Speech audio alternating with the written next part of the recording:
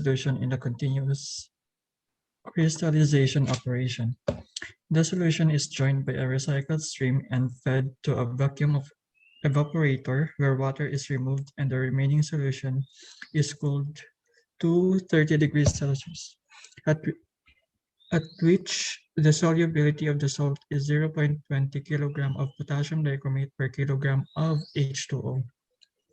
The solution and suspended potassium dichromate crystals flow to a centrifuge. The crystals and 5% of the solution constitute the solid effluent from the centrifuge, and the remaining solution is recycled to the evaporator.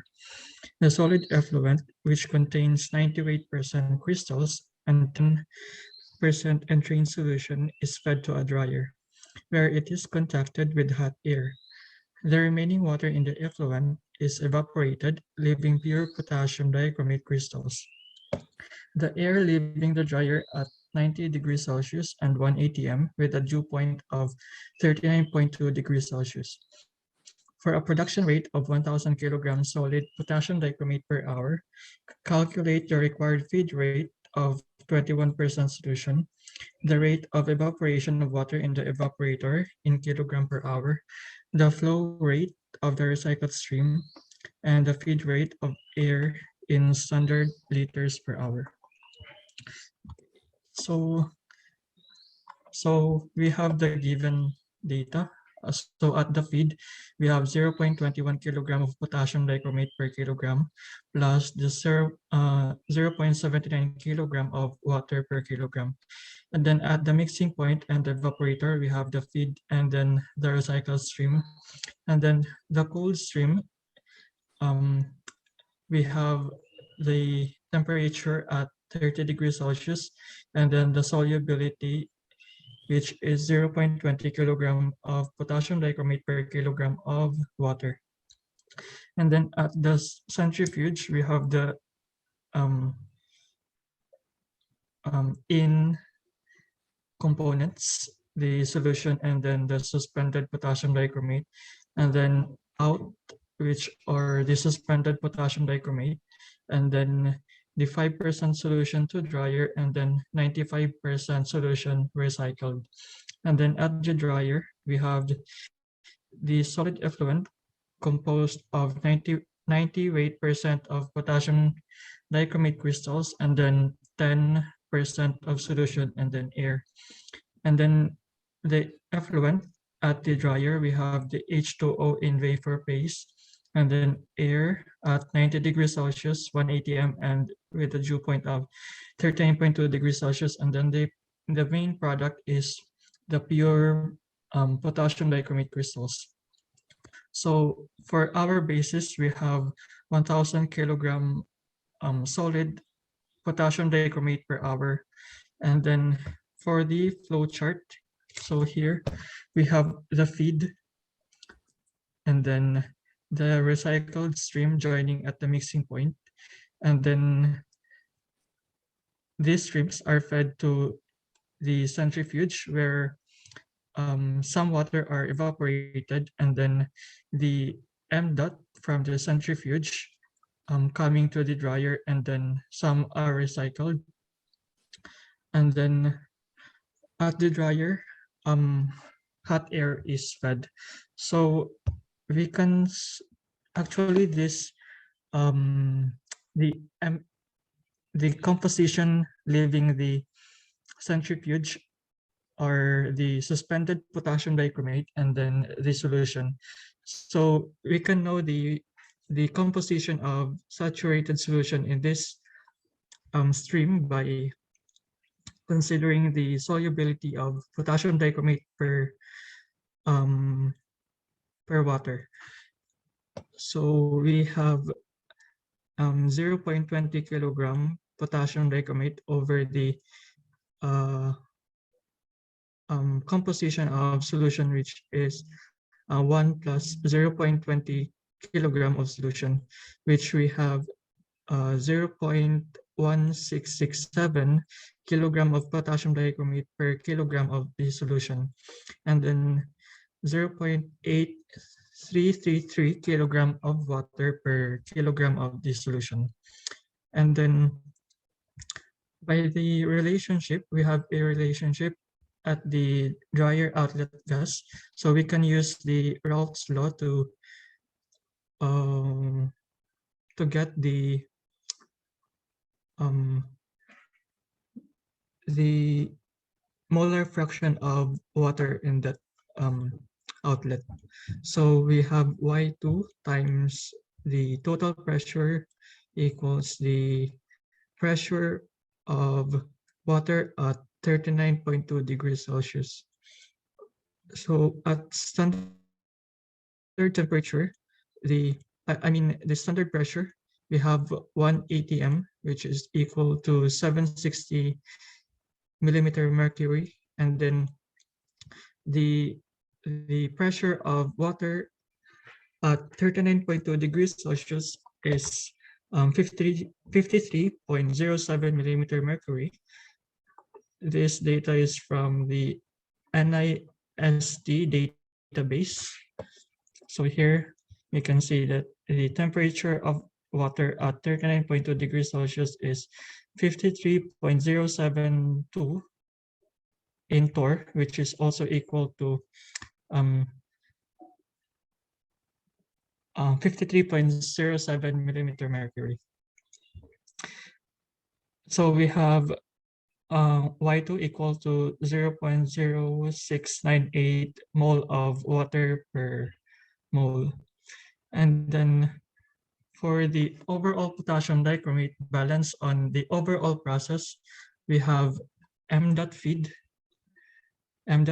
times 0.21, and then the out, which is 1,000 kilogram, which we have the m feed equals to 4761.90 kilogram per hour. And then the potassium dichromate balance in the dryer, we have 0.90 times m dot c equals to 0.10 kilogram of solution per kilogram times m dot c, and then the composition of potassium dichromate, which is found to be 0.1667, and then the outlet equals to 1,000. And we have the m dot c, the stream flowing into the dryer, to be 1,090.91 kilogram per hour. And then for the overall mass balance in the centrifuge, we have m dot feed plus m dot recycle equal to m dot evaporated plus m dot c plus m dot recycle. So we know that the relationship of 95% of the solution is recycled. So we have m dot r equals to m dot c times 0.1 times the ratio of recycled over not recycled. So we have m dot recycle equal to 2,072.73 kilogram per hour recycled stream. And then we can substitute the known values. So we have m dot feed equals to 4761.90 plus m dot recycle, which is 2,072.73, and then equals to m dot evaporated plus m dot c plus m dot recycle. So we have the m dot evap equals to 3669.99, which is approximately equal to 3,670 kilogram per hour evaporated. And then we can get the n dot a by considering the H2O balance on the dryer. So we have m dot c times 0.10 times 0.8333 equals to n dot a times 0.0698. So solving this equation, we have n dot a approximately equal to 72 kilomole per hour. And then the dry air balance in the dryer, the feed rate of air in the dryer is, we can set this by in equals to out. So n dot f equals to n dot e times 1 minus y2 equal. So n dot f equals to 72,317.35 mole per hour times 1 minus 0.0698 mole of dry air over mole times, since we know, since we need to know the feed rate of air in the dryer in the unit of standard liters per hour. So we need to multiply this by 22.4 liter per mole of dry air. So we have n dot f equals to 1.51 times 10 to 6 liter per hour. So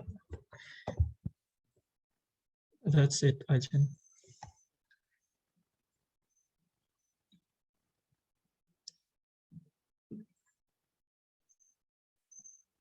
You move to the diagram for this process, the process diagram of this. Move to the process diagram of this.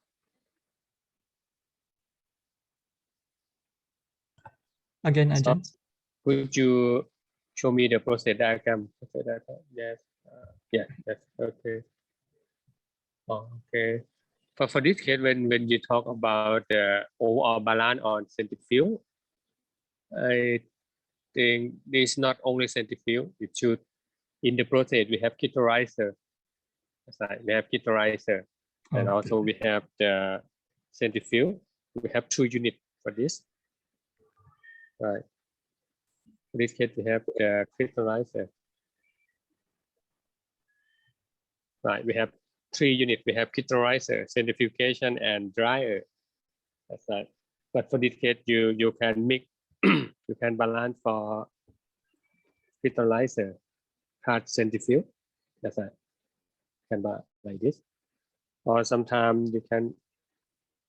Right. You have crystallizer, centrifuge, and dryer. Right. We have product. We have product. We have some feed. That's right. And also we have the recycle to the crystallizer. Like that. We have feed like this. But it's okay. You can merge between crystallizer and centrifuge. You can balance both of this. Because you forgot crystallizer. Crystallizer is we have some the evaporator. That's right. Evaporator crystallizer. We have some but evaporation is out of the crystallizer, not centrifuge. But sometimes you can mix crystallizer and centrifuge, something like that. When you balance, that's right. When you balance, okay. But in the real system, it's separate, crystallizer and centrifuge. The product from crystallizer is the same centrifuge. That's right. The centrifuge is only separate liquid and solid. Separate liquid and solid. Okay. Could you move to the slide that you talk about the overall balance on overall balance for the next one? Okay. Yes, overall balance in centrifuge is also I confused because this it should be centrifuge plus crystallizer. That's right. When you talk about it should be the total mass balance allow crystallizer. That's right, crystallizer and centrifuge. So that you can talk like this. Why for this system there is no generation, no consumption, and no accumulation?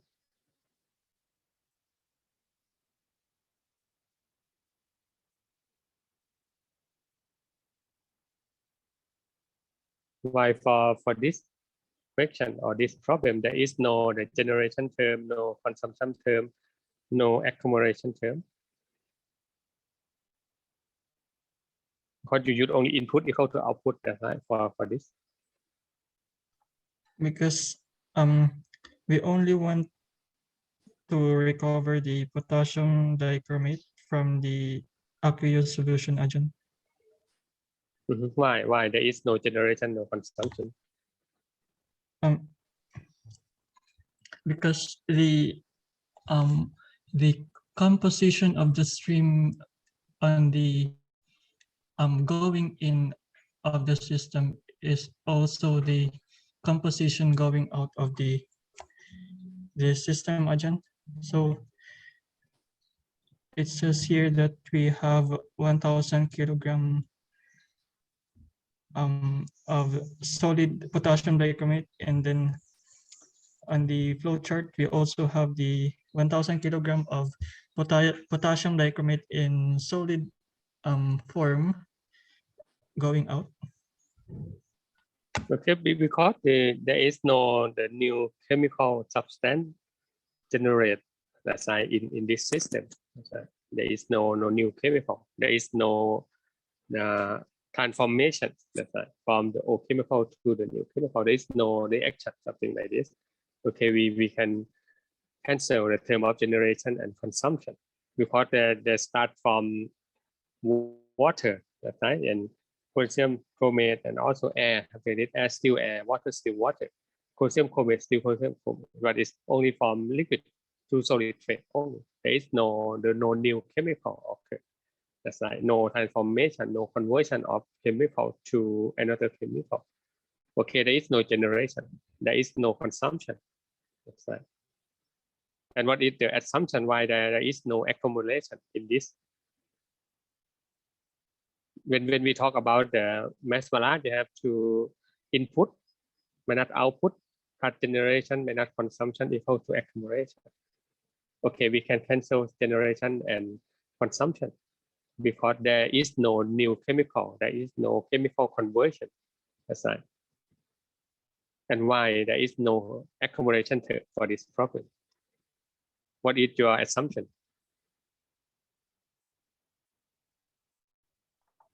It's in steady state again. Why you can assume steady state? Because the components, I mean, the composition that is supposed to be recovered is equal to the composition we fed into the system agent. Is that right? For this, we can assume the system is operate continuously. Operate continuously. We have flow in of the stream equal the flow out of our stream. That's why we assume that the flow in and flow out continuously. The same. That's why we can cancel accumulation. Accumulation means we have some mass that's like accumulate in the system. But for this system, there is no mass accumulate because we have the flow in and flow out of our stream, that's right, continuously. And finally, the total mass of input, total mass of output is equal for that case. Okay, this is the main reason. I would like all of you could you consider why we can cancel generation, why we can cancel consumption. Most in this case, when we have the reaction, okay, we have to include like the generation and consumption. That's right. And also the last lecture in this case, you talk about the unsteady state example. That's like in the last week for that case. Okay, it's very important because the general material balance is input minus output plus generation minus consumption equal to accumulation. That's right. The process with no chemical reaction. That's right. We can input equal to output with no accumulation. And the process include chemical reaction. And I talked to you about for 3 weeks. That's right. Lecture previously we talked about the mass balance for reactive system. We have 3 techniques. You can balance on species balance, on molecule balance. That's right. For molecule balance or exchange of reaction balance, you have to include generation and consumption. For reactant, you include consumption. For product, you include generation. That's right.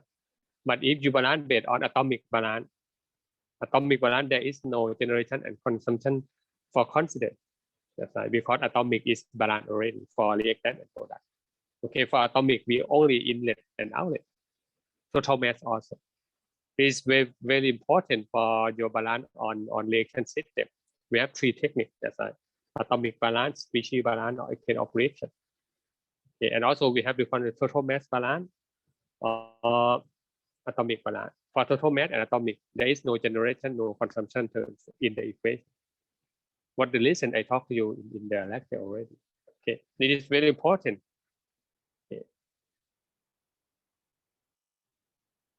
Okay, let's move to the next presenter. Do you have any question for this problem?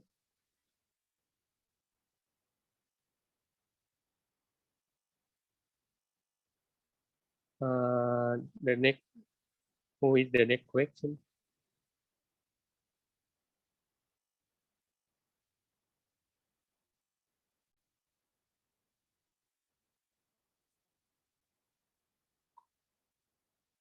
Papisha, okay, she had some. Okay, we have to move to the third question. Okay.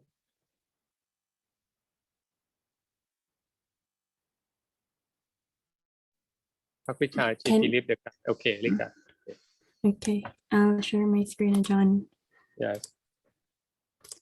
Can you see my screen? Yes. So the question number 3 is about a stream of air at 500 degrees Celsius and 800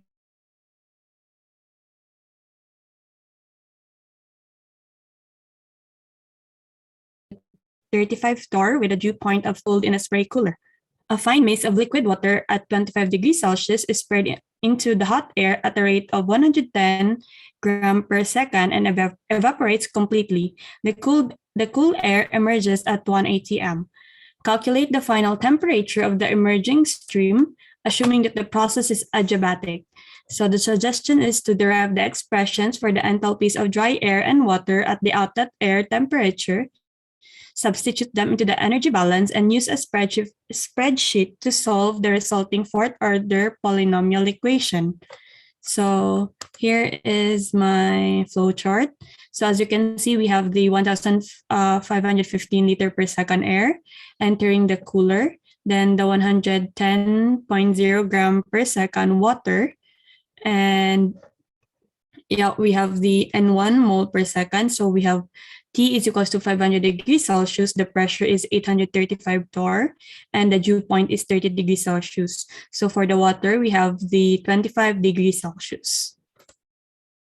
So first, we need to calculate the N1 and the N2, which the N1 is the dry air stream, and the N2 is the H2O. So we have 1,515 liter per second, then 835 torr, since, yeah, torr, then 773 Kelvin, since we have 500 plus 273, then 62.36 liter torr over mole K, since 62.36 is a gas constant for torr. Then we have 26.243 mole per second. So N2 is equals N1 plus N2. So we have to calculate the pressure in water. So to calculate the pressure of water, we have 0.0424, which can be found in table B.5 in the book, multiplied by 760, which is 1 atm, over 1.01325. Is equals to 31.82611535. Next, it is divided by 835, which is for the dry air stream. So we have 0.03809 mole H2O per mole air. So N2 is equals to Y multiplied by N1 plus N2. So if you multiply this one with this one, we got 1.0 mole H2O per second. So this is N2. Then we need to subtract 1.0 mole in this one. So we got N1 is equals to 25.243 mole air per second. Next, so here is our references. We have water at liquid form, 25 degrees Celsius, and air at vapor form at 25 degrees Celsius. So our mole flow rate is 25.2 for air, as we have calculated on the first one. Then for the vapor, we have 1.0. Then for the liquid, we need to multiply 110.0 grams times mole over the molecular mass of water, which is 18. So we have 66.1. Next, for the H in, we have 14.37. We got 14.37 in the, wait a sec. At the table 8.8 at the back of the book. Then for the H in of the vapor, we have the integration of CpH2O liquid dt plus HVAP, which is the heat of vaporization, multiplied by CpH2O vapor dt. Then for the N out, we have 25.2, same for the air at N in. Then 7.1 for the vapor, since the 6.1 liquid was vaporized at the end of the cooler. Then we have Cp air dt for H out, and CpH2L dt plus HVAP multiplied by CpH2 vapor dt for the H2O vapor for H out. So I have this one to calculate the delta H must be equal to 0. So N out multiplied by H out minus N in multiplied by H in. So we have 25.2 multiplied by the Cp of air, T2 minus 25 degrees Celsius plus 7.1 CpH2 liquid multiplied by 100 minus 25, which is the temperature, plus heat of vaporization plus CpH2 vapor multiplied by T2 minus 100. So we have here the 100 degrees Celsius, since this is the start of the boiling point of the water. Subtract with 25.2 multiplied by 14.37 minus 1.00 CpH2O, 100.25 degrees Celsius plus heat of vaporization plus CpH2OV multiplied by 500 minus 100. So I'm gonna stop sharing and show you the Excel. Wait a sec. So can you see my screen? So I have here the Excel. I have 2.54 as Cp of water liquid. Since I follow the format in the book that it is in the easy way, I found some of the values at the end at the appendices. Then 14.47 for the vapor and 40.656 for the heat of vaporization. So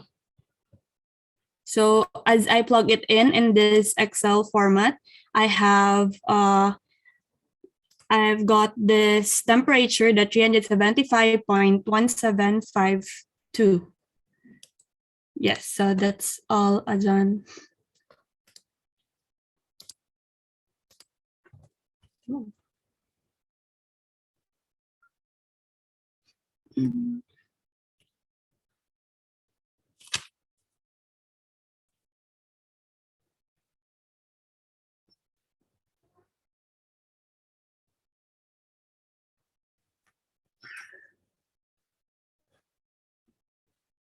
That is all, John. Why you use the Cp is constant, but generally Cp of water is a function of temperature. That's right. It's also a function of temperature. For this case, because the temperature range is quite large, you integrate from 25 to 100 Celsius. Could you show the PowerPoint again, the slide that you showed? Okay.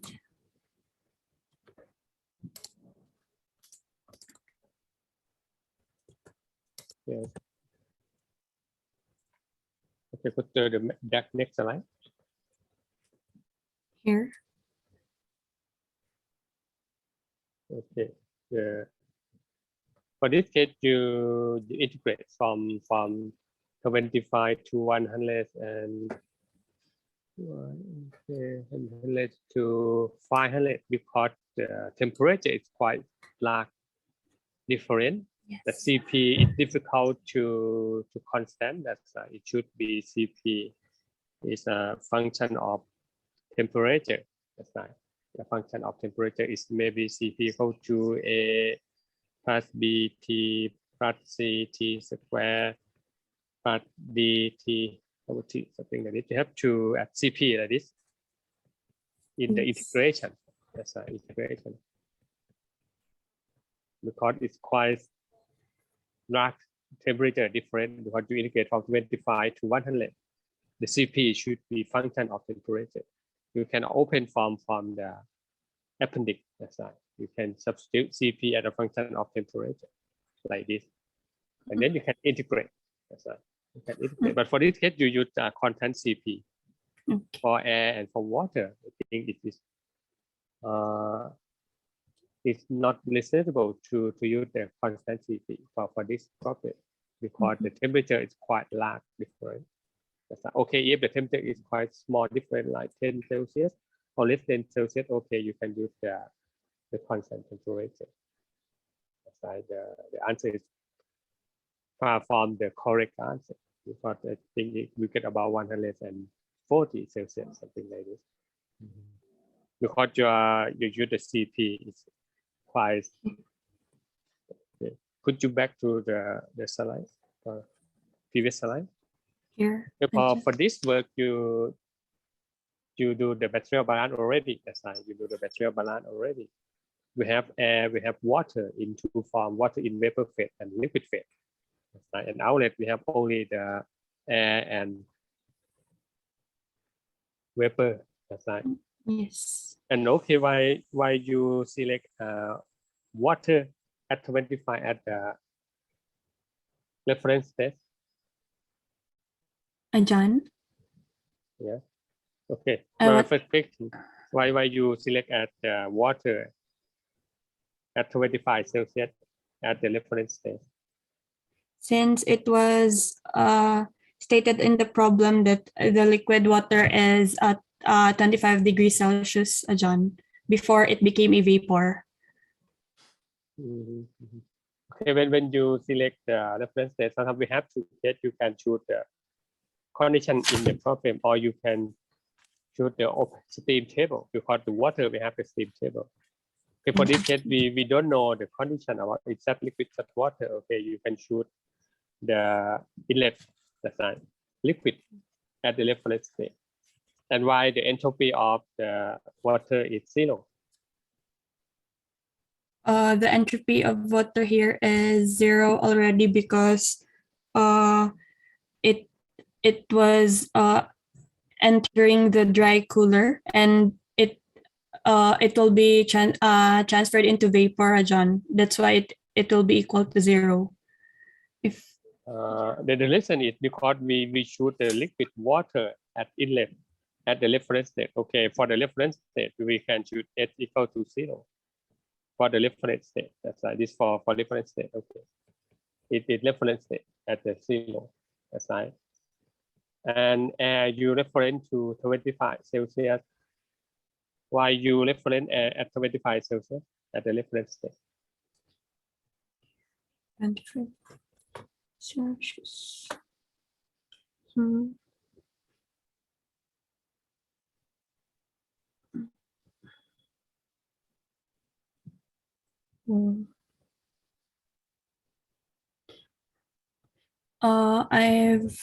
Because it's And okay, I will ask one more question for this. And how do you get this? The entropy it's- of inlet. it's on table 8.8, John, Okay. in appendix. Okay, what is the reference state for S5S, table S5S?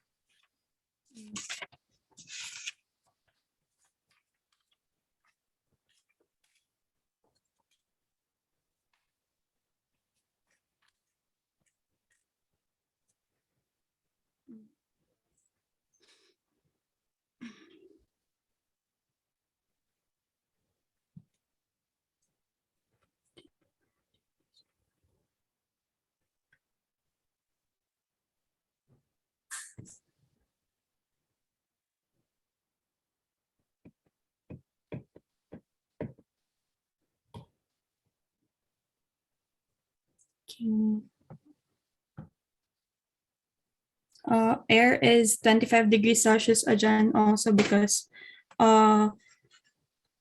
it is the entropy of it is 0 degrees Celsius at its gas form at table 8.8 also.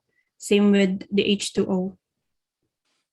Okay, for this case, we select this because that we have some data. That's right. We have some data at Yes. table BS, and also we can read from table BS, and then you table BS. This is the entropy referring to 25 Celsius already. You not necessary to integrate CP delta T or something like this. But for this case, you can also use the integrate CP delta T. That's right. For this case, we don't know the temperature. Okay, the best way you can integrate from the table, or you can integrate from the reference state to the temperature. So for this case, this air inlet and air outlet. If you know temperature, you can open from this table also. That's right, because this table also come from the integration of this. That's right, integration of this. Okay, for the outlet, we don't know the temperature. Okay, you can integrate from 25 to the temperature Cp air dt. Okay, for this case, get this for air and water. That's right. In water, you can use the steam table, but sometimes we don't know the temperature. Okay, the easy way you refer to 75 Celsius. That's right. And then for water, because the operation temperature is 500. That's right. It's 500. That's right. It's higher than boiling point. Okay, we have 3 steps. For that case, we have the H2O at 25 Celsius. That's right. To H2O at 100 Celsius. This is the boiling point, and also the last step, H2O 500 Celsius. Right, for this case. Okay, but for 100 to 500, we have the form this liquid, and also vapor phase. It's 100. Before 500, we have the evaporation, and the finally H2O vapor phase. That's like this 500 Celsius. We have 3 steps from reference state at 25 Celsius to liquid phase at 100 Celsius, and then phase change from liquid to vapor at 100. And the next step is temperature change. Okay, we get 3 equations. So indicate Cp dt for temperature change, delta S of evaporation, and indicate Cp dt. That's why this is we include all the steps. It's very, very important. I would like all of you to consider it carefully. That's why for the next week, I will give you some example, some homework about this, because I talk about the entropy that's include for the temperature change, pressure change. That's why for pressure change, delta S equal to delta U plus P delta VR, V delta P, something like this. And also change, we have integration from Cp delta T. And phase change, we have integrate calculate from the delta S of vaporization, delta S of condensation, or fusion, something like this. This is the entropy. Okay. This is very, very important. That's right. The first step and or the reference state is also very important. For this, example, because we have some data in table, like table BS. Okay, you can use that table because that table reference to 25 Celsius 1 atm. Okay, you can select the same. But sometimes for this problem for water, that's right. For water, you can reference to the inlet condition, the liquid phase. Okay, for the liquid phase is the inlet, and is the reference state. Okay, for that case, for the reference state, that means the entropy of the reference state is 0. This is for assumption. That's right, for assumption. Because we cannot calculate the absolute entropy. You only calculate the delta S. That's right. Delta S means you reference to the reference state. Okay, for this case. Okay, do you have any more questions for